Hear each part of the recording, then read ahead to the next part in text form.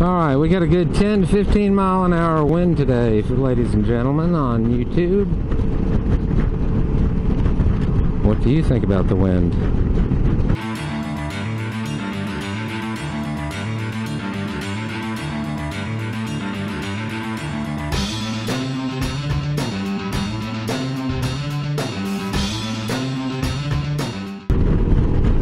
Alright, today's subject, riding in windy conditions.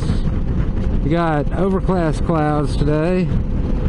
Got 10 to 15, gusts up to 25. You know, if you have a bike that's aerodynamic, sports bike, you kind of slide through the wind but still get knocked around. If you got a big old dresser with all the fairings and big windscreens and all the luggage in the back, you got a lot of weight, but you still get pushed around. You got a little scooter, you got a dirt bike with no protection, supermoto type, enduro as we used to call them. Hey, you get pushed around quite a bit in the wind. So how do you handle the wind? I try to handle the wind simply by relaxing and not tensing up. Because the one thing that happens is the wind pushes your body and it also pushes the bike. If your body is tensed up so you're locked on those handlebars super tight, when your body moves, the bike's going to move all over. But if your arms are relaxed, your hands are relaxed, shoulders are relaxed, you can get blown all over and that bike stays pretty much straight.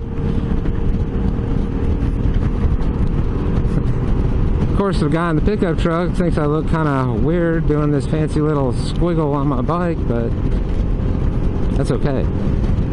Anyhow, back to the wind. The more you relax, the better off you're going to be in the wind. Now, there are conditions where there is too much wind to make it safe to ride. Hurricanes, good example.